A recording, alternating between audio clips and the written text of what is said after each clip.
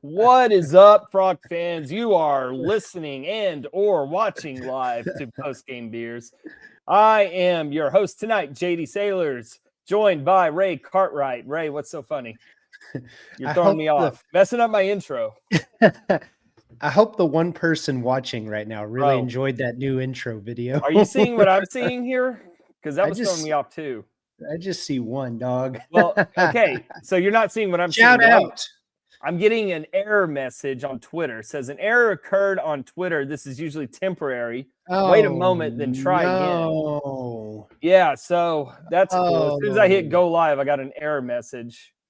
So I'm going to try to reboot it again. Dang, X has been wonky all freaking day, dude. Dude, that's got to be what it is, right? Like whatever was going on today with just getting onto the damn app. Elon too busy cutting federal waste. Yeah. I don't know, man. I'm going to be like, it's just me and you tonight. Now I'm going to be obsessing over this error message, trying to refresh it. It's literally just me and you tonight. Yeah, I know. Well, you know, we do. A lot of people do watch, you know, the recorded on YouTube, and then we still, you know, do the audio on Apple and Spotify. A lot of people actually prefer that, so they don't have to look at us, which, you know, I get. I've been told many times I have a face for radio. Hey, so it was your birthday. How was that? Dude, it was fun. Lupton was incredible. I think that really took the energy, because when we left it out all in the field. You tell your story long enough for me to fire out a tweet that we're having technical difficulties. But so Saturday after the game, post game festivities, went to. Have you ever heard of Rodeo Bar? Of course. What's that hotel called? Something with an A. Golly, I was just there. The Andolis or something like that. Yeah, something like. I'll look it up in a minute. In the design or really downtown Dallas. That's an okay place. Pretty divey. After that, we went to, I don't even know what this pub was called, but the cool thing was they served old style. Jacob, have you ever had an old style? Tell me what that is. It is a beer found pretty much exclusively in Chicago. I've only had it while in Chicago. No, I've been to Chicago, but I've never heard of this. When I was talking to the bartender, he said, we definitely may have driven up all the way to Chicago just to buy a crap ton of old style to bring it back. I thought that's pretty cool. Reminded me of Wrigleyville. And I love Wrigleyville. Yeah, Wrigleyville's sweet. I love all of Chicago. I can't wait to go back. Yeah, there's some, I don't know. Chicago's okay, but man, love me some Wrigleyville. I don't know why you think it's just okay. Anyway. Yeah, so that tangent. Went there, and dude, I hit a freaking wall. Hit the wall. Yeah. I was watching Jake Ottinger just dribble all over himself. Dude, I didn't even stay awake for the second half of that game. I was like, I'm going to sleep. Damn near came back too. They didn't. I would have been just more mad. But didn't go too hard. I had work the next day, and the crappy thing is daylight savings time, or whatever you want to call it. On a day that you have to work, on the night that you're going out, man, I'm just not as young as I once was. I feel that. Dude, the stamina just not there. I feel that. You blew your knee out. I did blow. We had a scare at Lupton. Still pretty sore. Pretty dang sore. Hurts to bend it, really. Yeah. Might need to go get that checked out. Yeah, I think you tore your meniscus. I fear the torn meniscus. Yeah. It made for a great video, though. Oh, dude, no, man. I was in pain. That hurt. Hey, it's what you got to do for content creation. Sometimes it felt like I heard a pop. Maybe I heard a pop. I don't know. But dude, that was rough. Well, we got you cured with long drink and Chinook. Yeah, dude, bounce me back. Yeah. That meme of the guy, the friends like giving him CPR. That was long drink and Chinook. Yeah. Yeah, so bouncing back. Huge shout out as always to Long Drink and Chinook. But Ray, we got to talk about a new partner. Oh, we have a new one. Might I interest you in a company called Anduno? What do you know about Anduno? That's a rhetorical question. Please don't answer that. The audience listening may not know Anduno because they are a startup travel and recovery brand founded by 2 TCU alums. Okay? Wait, not one. 2. But 2. Yeah. So if the first one doesn't hook you, understand there are actually 2 alums that started this business. Okay. So now, is one of those alums a former athlete at TCU? Both of them, in fact. Both of them. Yes. Oh my God, dude. Both, in fact. Yeah. But let me get back to that because let me finish my read. 2 TCU alums who set out to create gear that keeps up with an active lifestyle. The latest innovation, Ray, is the Anduno all-way travel duffel bag. Now, the good people over at Anduno actually got us one of these for our own personal use. And let me tell you something. I used mine this weekend.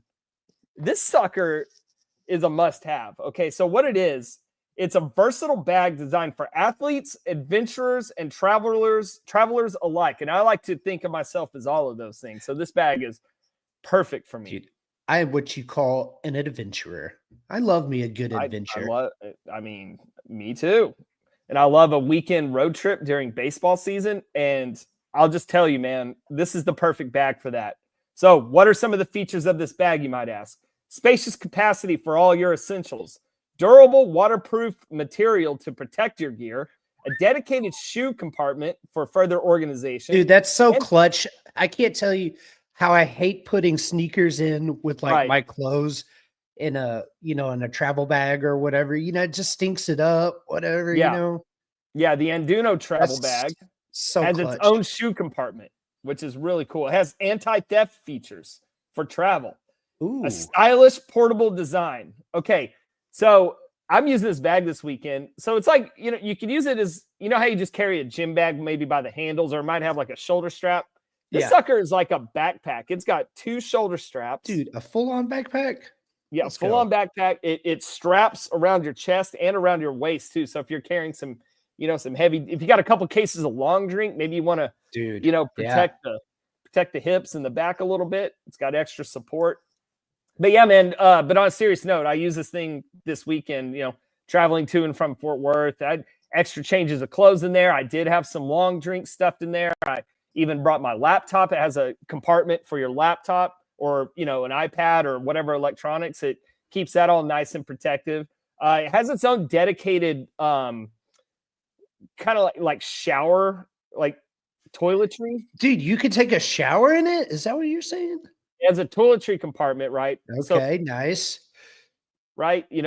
So you put your pack a to-go bag or whatever. Dude, everything you need for travel. Like if you're going for a weekend road trip for a TCU away series, the absolute perfect bag. Dude, how do I get one of these? Glad you asked. So the website literally just launched. Okay. Remember, I said this is a startup company. So you're not only supporting a business on the ground floor, you're supporting TCU alums, but you go to Anduno.us. Okay. Now it's spelled ANDUNO.us.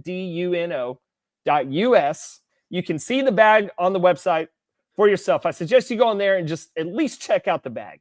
And if this is the product for you, you're not going to find a better one on the market, especially for the price point. Now, let's help you out with that price a little. Promo code LDC 2025. Yeah, LDC 2025 will get you 10% off of what I believe to be an extremely competitive price for the quality of bag that you're getting. I think the market price for a bag like this is going to be around $200-300, upwards to $300. Go to the website and see what this thing's priced at. Jeez, go check it out. That's a deal. Yeah, some might even call it a steal. So TCU alums starting a new business. Hey, they support Frog Ball. Let's support them. and Duno, welcome to the team. Dude, yeah. Loesch, right. Great guy. Love Loesch. Yeah. One of the founders is a good friend of ours. He's always at Lupton. He loves the team. Good listener of the pod. So let's help him out. All right, Ray. Supposed to have soccer tonight, but I hope you don't mind that I popped a long drink to talk about a 3-0 weekend. Dude, it's required, isn't it? Yeah, I got to do it, man.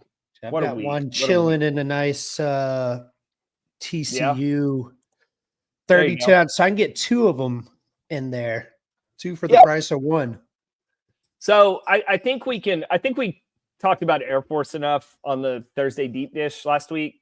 So let's just talk about Fresno. So going into this, I said, it's tough against any opponent to say, you know what, we got to sweep this one, right? Even if it's someone, if it's an opponent you might think is inferior, it's really tough to sweep. Very hard. But I thought after the last couple weekends that we've had where, they were disappointing, lost 2 out of 3 each weekend. I said, if this is a good team, they find a way to sweep. And they did. And they certainly took care of business. Yeah. So let's just go into let's go into the first game. So Friday night, 6:05, first pitch at Lupton. TCU handles business in this one pretty early on. They score 5 in the first, 3 in the second off of Fresno ace Jack Anchor. And basically from there, it was garbage time. TCU wins 9-4. Fresno got a few runs late, but this one was certainly never in doubt. Like I said, TCU jumped on them early, took care of business. Looking just down the box score, I think every starter had a hit. Just all around solid contribution. Cademan Parker started on the mound. He went 4 innings, gave up 3 hits through 52 pitches before giving away to Trey Newman, Caden Smith, Cade Udy, and Cohen Fieser, who pitched the final 5 innings. That's my recap, Ray. Where do you want to start with this one? Dude, it was nice. First time this year on a weekend where, this game was decided after the second inning. It was feet up, coffee table. Yeah. The rest of the way. It made for a really enjoyable, relaxing Friday night. Absolutely. And you got to save Braden Sloan. Didn't have to throw. We would need him. Didn't need Sloan. Not on Friday. We didn't need him, but it's a good thing we were able to. It was causing debate in the stands of when do you pitch Braden Sloan? Well, do you save him for Sunday? Well, maybe you start him on Tuesday against Texas State. Made for good conversation. Who was saying that? Is that in case we blew Fresno out all 3 games, just like we did? Yeah, Friday? Like what if you don't need him this weekend? Yeah. Well, they ended up needing him on Saturday, but we'll get to that point. I'd like to start with we'll save the offense. Let's start with Cademan Parker. Yeah. One of his best starts of the year. Came out a little bit early with what he said was slight discomfort, which good. Get him out of the game. You're up 8-0. No need to rush, push him, right? Right. Especially against Fresno State. But, was just electric from the get-go. Yeah. No, he was calm, cool, collected up there, just kind of like how we've seen Cademan be for the most part. We've also kind of seen him have to kind of settle into the game. Yeah. In some of these starts. Here was just straight gas. As a body of work as a whole, not picking out any particular innings. But he was good, and it was good to get some guys who don't see a ton of innings get to pitch. Trey Newman went 2 1/3. Caden Smith finished out the 7th for him. Then Cade Udy pitched the 8th. Cohen Fieser the 9th. Some hits scattered in there. Let's see, just 2 walks issued on the night. So that was good to see. I think it was Cade Udy's birthday on Friday too. Oh, is that right? All right. Cool. I think the birthday boy got in. I thought it was really good to see Trey Newman too come in and have some success. Yeah. He looked pretty good. As Caden Smith too, for the most part. Just 2/3 of an inning of work, and then of course Cohen Fieser working his way back in, looked good on the offensive side. Really, Chase Brunson's kind of the hero of the night. Like, everybody contributed. Cole Kramer was 3 for 5, but early on when TCU was opening up their lead, it was Chase Brunson going 3 for 4. He had a double. Really nice night for him. As I mentioned, Cole Kramer had 3 hits, and then everybody else just kind of pitched in too. So really nice night for the offense. Yeah, Carson Bowen, a couple of RBI knocks, and it was kind of a new look lineup for the weekend, right? You know, we've been talking about how do you find a way to get both Carson and Nolan Traeger's bat into the lineup. Yeah, that probably means Noah Franco has to come out. But, you know, he came back on Sunday, and he actually was, I don't know who he was talking to exactly, but he was mentioning how he needed a reset. Yeah. Like he appreciated the reset. So we'll talk about him in the Sunday game. But yes, to your point, getting Bowen and Traeger in the lineup means someone has to come out, and that someone was Noah Franco. And how about Sawyer Stroh-Snyder? What a week. He's really turning into, so he had kind of a slow start mixed in with some clutch hits, but he's really rounding into form now. Yeah, you're starting to see what the coaching staff sees in him. I mean, it was a pretty rough start, but he is a freshman. The jump to D1 is very hard. Yes. And you're starting to see some good results. Yeah, the last couple of weeks for Stroh-Snyder and really the whole lineup, kind of starting with the Air Force games. Yeah. And then we had some other guys, too, who started to come along a little bit in Southern Miss, namely Anthony Silva, who had another great weekend this week. But, yeah, so anything else from this game in particular, or should we move on to Saturday? Let's get to Saturday. All right, so Frogs win the Friday night game, rolling to Saturday feeling good. This one, however, turned out to be not as easy as Friday night. So Tommy Lepore starts on the mound. Let's see. He goes 4 innings, gives up 6 hits, and 4 earned runs. However, if you watch the game and separate it from the stat line, it kind of tells a different story because Fresno scores 2 in the second inning, but they were on some lucky hits, some infield hits. Nothing. I think they had a double play. Yeah, I think they had one good hit in that inning, but the rest of it was just kind of luck, if I'm being honest. Yeah. And so the Frogs fall down 2-0 after 2, going into the third. More bad luck for Tommy Lepore, as it looks like he got a fly ball out. The ball pops out of Brunson's glove and over the dang fence for a 2-run home run. Very almost Jose Canseco-like. Yeah, almost. As Brunson slammed into the wall and the ball pops out. He's so unfortunate. It was.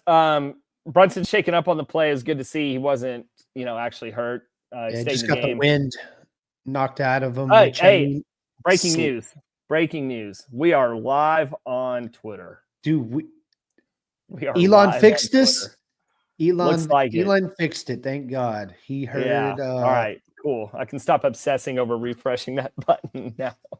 Yeah. Okay. So after that unfortunate home run, you look up and it's suddenly 4-0. And, it's a team we just spanked the night before. So it's not like panic time, but you're getting a little uneasy. We get to the 4th inning. It's still 4-0 Fresno State. And finally some luck goes our way as Nolan Traeger hits a pop-up that is not fielded by the Fresno State infield that would have ended the inning.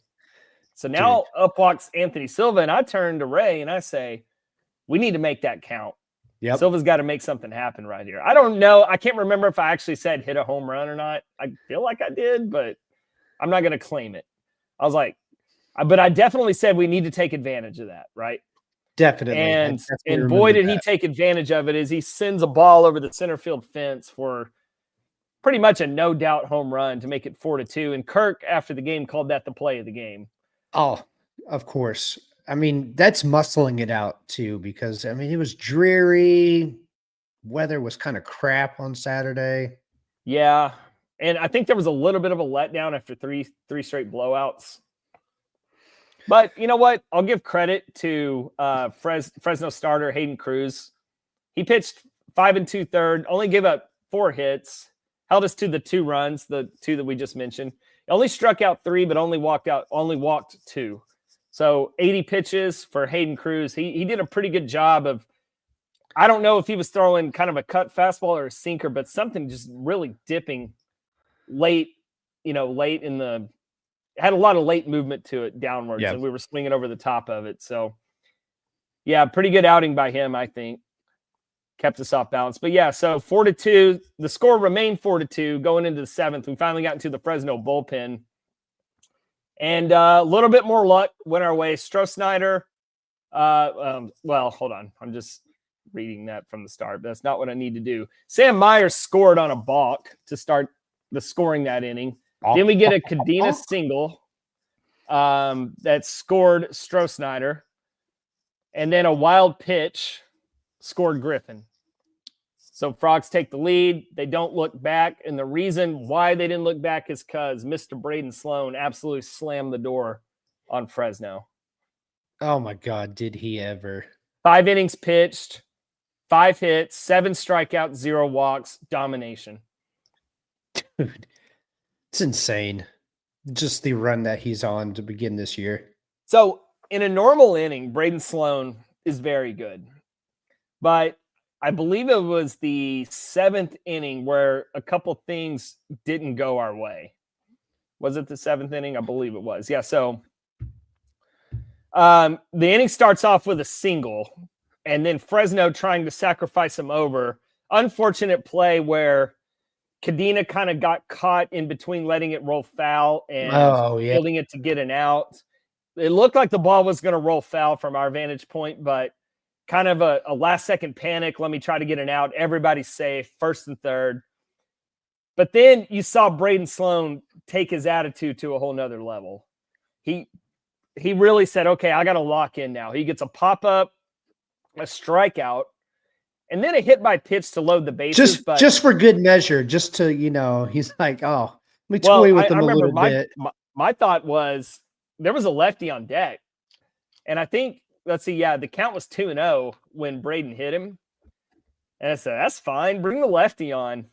Yep. He makes quick work of hitting. First pitch, ground out to first. We're out of the inning. You get a very pumped up dugout, a very pumped up Braden Sloan. And a very pumped up Ray Cartwright. Yeah. It was cool to see him. It was cool to see him kind of raise his, compete level when he had to. Yeah, for sure. And it was actually the bottom of that inning is when TC rallied to take the lead. And then Braden Sloan, very little drama in the 8th and 9th. 1-2-3 in the 9th. Frogs win the series, win the game 5-4, and we are on to Sunday. But any cleanup from this one? Dude, love when a game ends on a strikeout. Yeah. Especially You're when, right. He's twirling that gem. Right. Kudos to Tommy Lepore fighting through 4 innings. Yeah. Through some bad luck. Yeah. Didn't let it derail him. No. I thought he hung in there. Kind of back-to-back weeks where Tommy's had to battle a little bit. Yeah. But, he's not walking anyone. No walks. Not walking anyone. Yeah. Throwing a ton of strikes. I think we overlooked Colton Griffin coming back into the lineup. Was back on Friday. Yeah, back on Friday. And in that Friday game, he had a hit and an RBI. On Saturday, he drew the walk in the bottom of the 7th that would eventually lead to the go-ahead run. Yeah, not a lot to talk about from an offensive standpoint on Saturday. 2 more hits from Stroh-Snyder. Yeah, I was just about to go there. Yeah. Dude stayed hot. Nolan Traeger, a couple of hits. Yep. Freshman contributing, and Anthony Silva. Dude, with the big home run. Yep. Shout out Martin, if you're watching. He said it going 2 weeks ago on the Thursday deep dish. He said, look for Silva to get hot. He loves hitting at Lupton.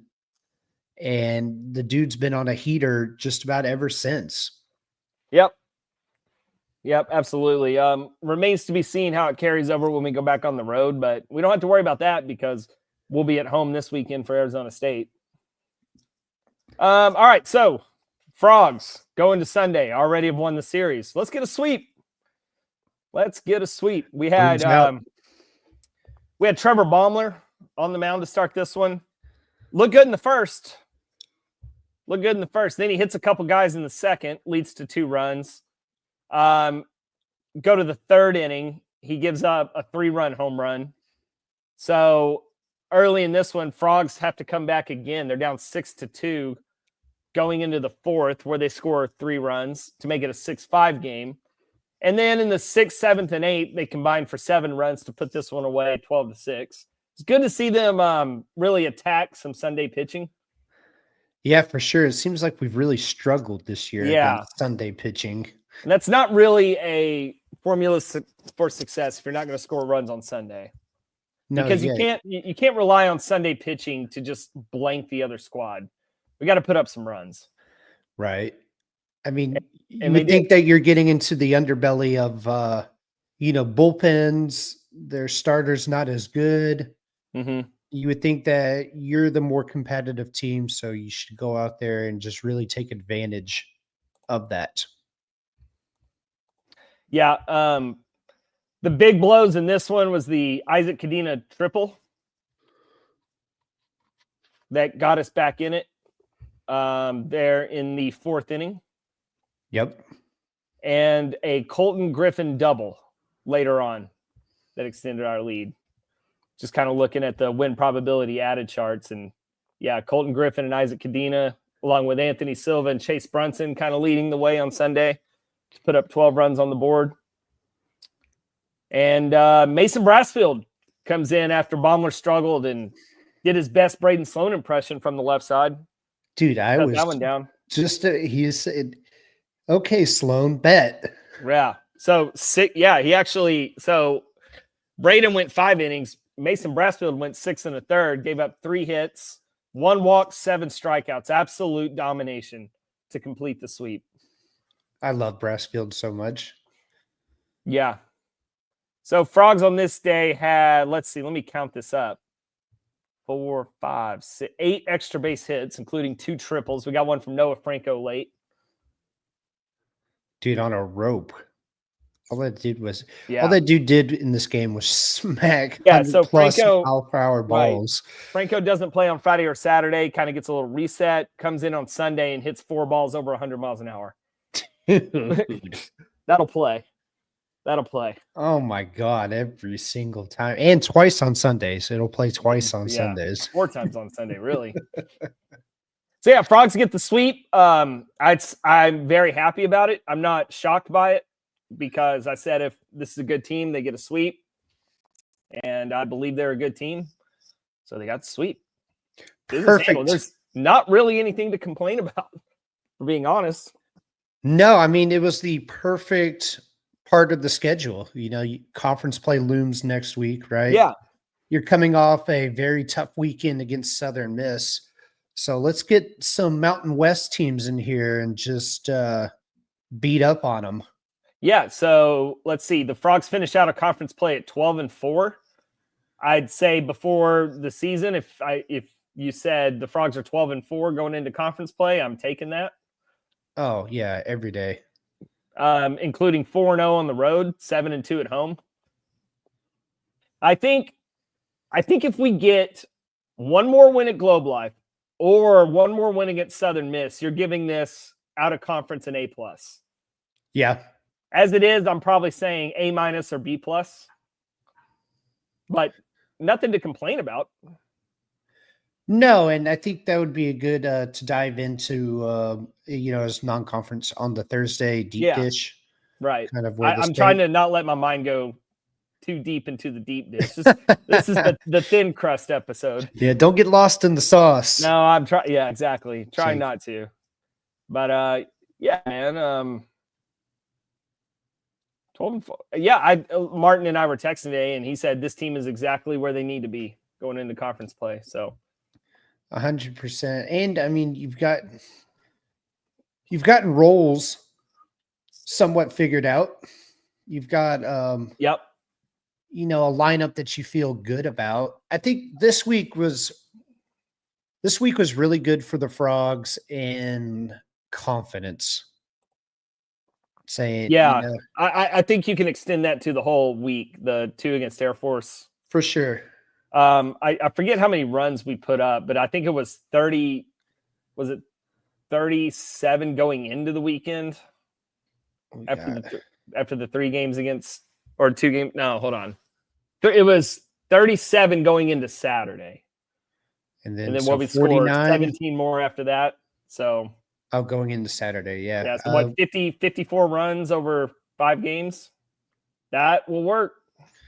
That'll boost confidence. That'll give you the feel goods heading into what's going to be a very tough week for the Frogs. We'll dig into the stats more on Thursday, but after these 5 games, man, everybody's individual stats looking pretty good. I think we're down to about 10 guys who will probably normally contribute in the lineup. And I think pitching, we still have some things to figure out only because we have a lot of good options. Yeah. There are arms that are starting to separate themselves from others. Yes. But I also think there's other arms that can contribute if there's enough. I don't think there's enough innings to go around. No, so you only get 9 of them.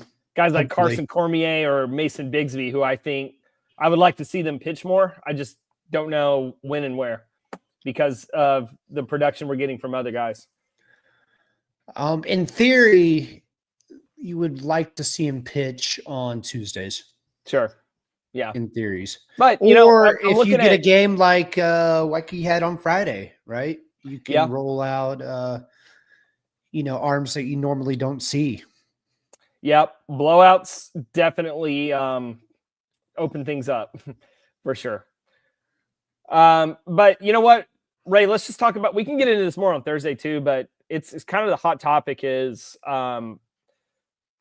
really Braden Sloan and Mason Brassfield. Are they good in their current roles? Should we make an adjustment? I like Braden Sloan to stay in the Friday spot. I like Braden Sloan to start on Sundays. Okay, here's why. Actually, make your case why, and then I'll tell you why I disagree. The case being, you've seen Baumler be effective for an inning coming out, so you feel that he can at least get you an inning if need be, some point during a weekend, right? Sure. You've seen Brassfield really start to light up. I mean, going 6 1/3, I think that makes that transition easier.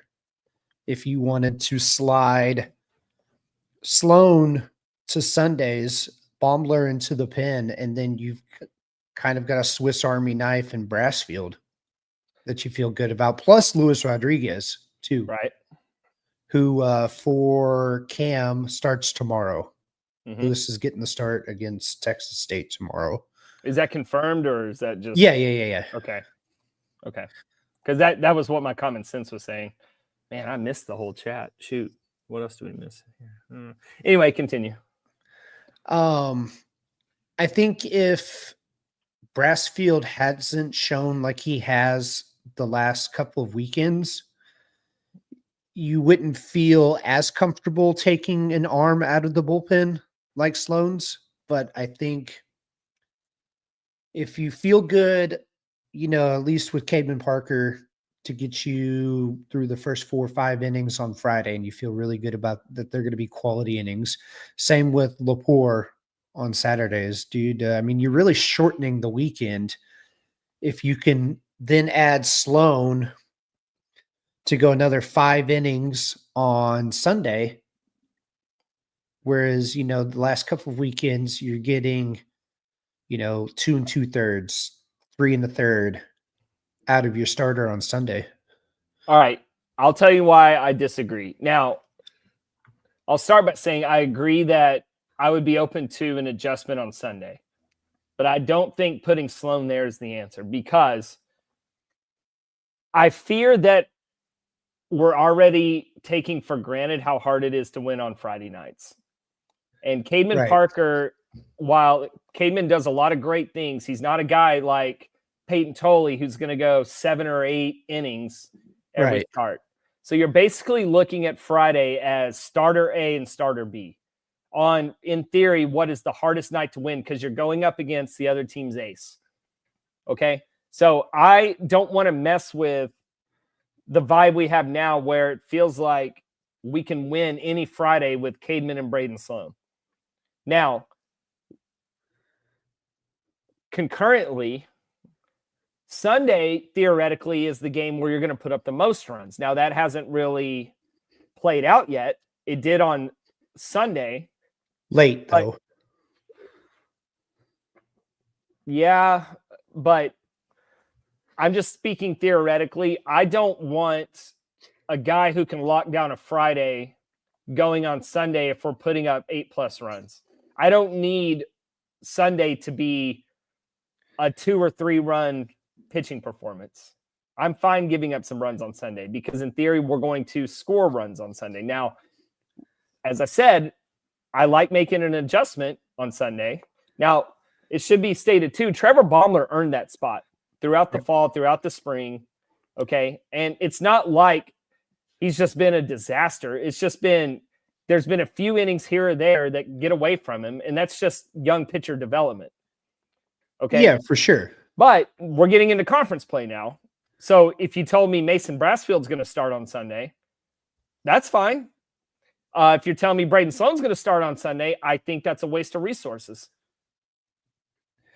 For sure. And, I think I forget who said this. Maybe it was Martin.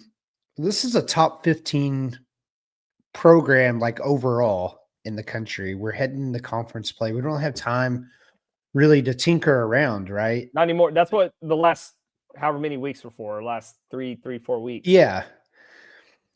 I feel more comfortable moving Baumler to the pen and, letting him go an inning, maybe an inning and maybe 2 innings, right? Well, my thing was what I said last week. If you're going to continue to start Baumler, maybe just let him go once through the lineup. Right. And then just platoon it. Yeah. Because to me, I don't really think it matters who starts or who's a starter and the title and who pitches the. I mean, it does matter. I just think the bigger conversation is who pitches the most innings. It matters in the sense where you don't want to constantly dig yourself a hole early on that you have to then fight your way out of, because that can wear an offense down. Yeah, until they score 12 runs. I mean, you still got to go out there and score those 12 runs. No, they just needed 7. They just need. Now, look, okay, so we agree that a change on Sunday, it might be too far to say it's necessary, but probably warranted, justifiable. Okay, honestly, look at Kirk's track record here at TCU, right? Mm-hmm. When has the opening weekend rotation stayed the same the entire year? The times it's changed is when guys have lost their job for performance or injury. Yeah, a lot of it's been necessity, right? But there's been a lot of. I'm not pounding the table for Baumler to keep starting on Sunday. I wouldn't like. I'm not going to protest if they do. But I also think it also helps. You have Cole Klecker, working his way back. Yeah, I want to see more in low leverage situations first before thrusting him into an elevated role. Of course. No, you just don't want to throw him first out of the pen on a Friday night, right? Right.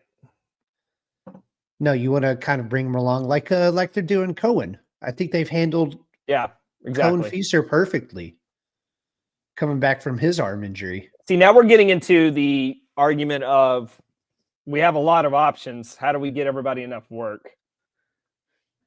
Well, you want to get the guys the most work that you feel the most confident in. Well, yeah, and we agree that Sloan and Brassfield are 2 of those guys, right? Yeah. They're both top 5 in innings pitched. You want on Saturday? Well, what if we just throw Tommy Lepore on Friday out of the pen? If you just divide up, you got 27 innings. It doesn't matter when you throw, right? No, I'm not saying it doesn't matter at all. I'm saying the larger conversation is who pitches the most innings. Yeah, and I don't think you necessarily need a bullpen arm going 5 innings constantly. Unless they can. Like Brassfield and Sloan. Yeah. Brassfield and Sloan were stretched out as starters. They're not like just because they pitch second doesn't mean they're classic bullpen arms. Like for sure. No, you don't.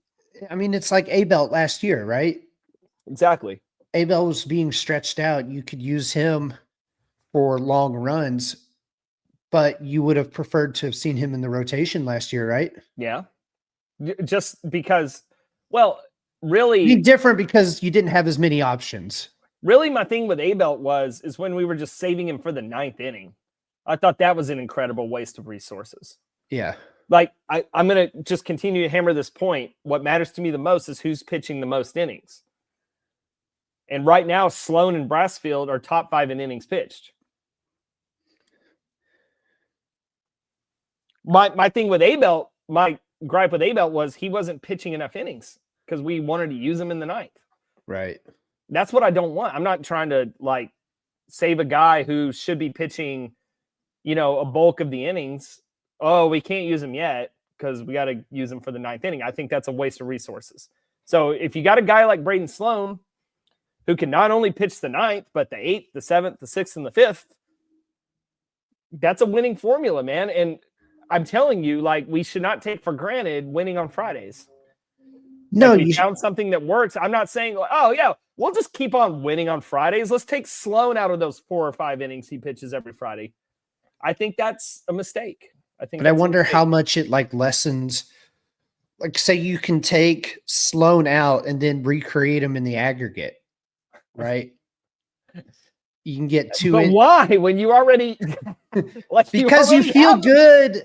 Sloan isn't leaving the team. No, he's not leaving the team. He's recreate him. He's there. He's there. Use him. We're recreating him he's appearing on Sunday. You have Cademan Parker, you have Braden Sloan. Together, they can win you a Friday night. They can pitch the 9 innings, win a Friday night. Done. Now you're going into Saturday, you're up 1-0 in the series. Yeah. And you have every other pitcher besides Sloan and Cademan Parker available. I think you can use Brassfield 3 innings, Lewis 2 innings. Use Brassfield on Sunday. It's the same argument you're making. You're just changing the names up. I mean, it is, right? I mean, Brassfield or Sloan. Yes. If you told me Brassfield starting on Sunday, I'm excited for that. If you told me Sloan is starting on Sunday, if you told me it's Sloan, I said, man, you're really tinkering too much. Keep Fridays as they are. Dude, we just did a month of non-conference play with this same formula, and it worked all 4 Fridays. You're telling me now we're going to start conference play and just completely tornado the whole thing? We're not tornadoing the whole thing, but you're going to I agree, we're not, because Sloan will pitch Friday night after Cademan Parker. He's not moving to Sunday. As we get into conference season and we're here. Okay, yes, conference play is here. That's right. Okay. You're going to need Braden Sloan in the rotation. Why? Especially come May. He is in the rotation. If you look at it forget who's on the lineup card as the starting pitcher. The rotation is Cademan Parker, Braden Sloan, Tommy Lepore, insert whoever, and then you get it Sunday, right? You see my point? Yeah. Braden Sloan is in the rotation. He's starter B on Friday night. Okay. We should man. I think you'd still feel really good about Fridays with Caven Parker. The combination of Brassfield, Rodriguez, UD, Feaser. Feaster can give you a couple of innings. And Sunday, then you feel really good that you're going to get 5, 6 really good quality, strong innings that you hopefully you can build a lead against, what should be inferior pitching. And then that way, you feel good about both Friday and Sunday. All right, let me pitch it to you this way. What if we rolled into the exact same pitching order that we pitched last weekend, but we flipped Brassfield and Baumler? Would that calm everybody down? Or would you still say, man, think of how much we would have swept by if we'd have saved Sloan for Sunday? No, because well, are we using Brassfield on Saturday? No, we're doing the exact same thing. So we're flipping, and those 6 runs are still scored regardless. Not necessarily. I'm okay. Run the situation by me again. You pitch the exact same order. Now, okay, the only difference is we don't blow out Arizona State on Friday, and we got to use Sloan on Friday, right after Parker, and we lock down a 5-3 win. Okay. Then from there on out, okay, you're using Lepore plus bullpen on Saturday, and you go into Sunday, and you're starting Brassfield with Baumler first in relief. I mean, I'm okay with Brassfield being in the rotation. Like, if you want to start, like, it's kind of a coin flip for me, right? I could take either one. We're going to need both of them to start come June. Yeah. Craig is kind of making the point I'm making is you're trying to get too creative to replace what we already have with Parker and Sloan. But I mean, it's not really getting creative. What you're doing, Ray, is you're saying Friday nights are pretty easy. Let's make it harder on ourselves on Friday for an assurance that we'll win on Sunday. To continued with the Moneyball references, Ron Washington once said, it's incredibly hard to play first base, right? Okay, Friday nights are incredibly hard. Yeah. Every team's got a Friday night guy. So let's. Fresno's guy was really good. Yeah, we got to him. Had a little bit of a flat fastball. Yeah. That was just tattooed all over the place. All right. Here's the thing. Regardless if you think Kirk is doing a terrible job with his Friday night rotation. I don't. That is quite this. Good God, that is a stretch. All right. Let's be realistic. He's not going to take Sloan out. Why not? Because of what I just said. Winning on Fridays is hard. Luis Rodriguez, when he moved into a Saturday role. Luke Savage, when he moved out of necessity. Winning there is no necessity. There's no necessity. You're bored and you want to change things. I'm bored. Like, man, it's hard watching Parker and Sloan win every single Friday night. All this winning is yawn. How can I spice this up a little bit? For real though. Now look. No. Say it one more time, and then we're belaboring the point, but I'm open to an adjustment on Sunday. I disagree that Sloan is the correct adjustment. All right. And I will amend Sloan or Brassfield.